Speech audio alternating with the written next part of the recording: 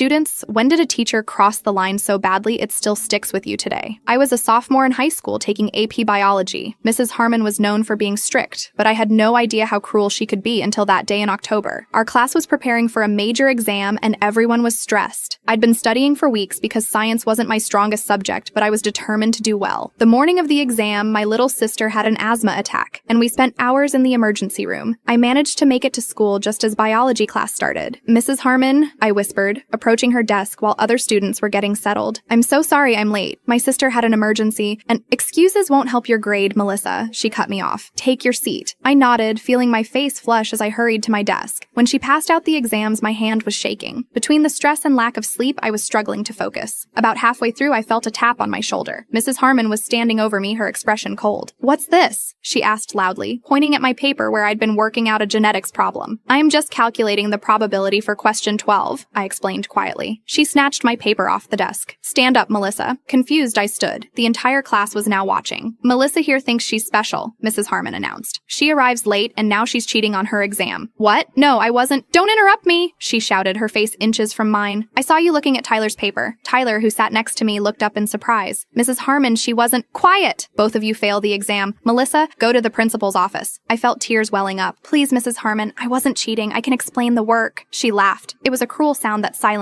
the room. Oh, you can explain genetics now? The same student who barely passed the last quiz? Your mother called last week asking for extra help, saying you're struggling. Now suddenly you're an expert. That's when something inside me broke. Not just because she was accusing me falsely, but because she'd revealed something deeply personal to the entire class. My mother had confidentially reached out, and Mrs. Harmon had just weaponized that against me. That was a private conversation, I whispered, tears now streaming down my face. Nothing is private when it comes to academic integrity, she snapped. Now go! As I gathered my things, humiliated, my classmate Emma stood up. Mrs. Harmon, I was watching Melissa the whole time. She wasn't cheating. Others began nodding. Tyler added, she was just working out the problem. I saw her paper. It's completely different from mine. Mrs. Harmon's face darkened. Are you all conspiring now? Everyone back to work? But something had shifted. The class didn't return to their exams. Several students put down their pencils in silent protest. I walked out, but instead of going to the principal, I went to my guidance counselor and told her everything. She took immediate action. By the end of the day, the principal had collected statements from 15 students who witnessed the incident. Mrs. Harmon was placed on administrative leave the next day. She never returned to teach at our school. The administration apologized to me and my mother. My exam was regraded by another teacher, but the damage was done. For years afterward, I struggled with anxiety before tests, hearing her voice in my head questioning my intelligence and integrity.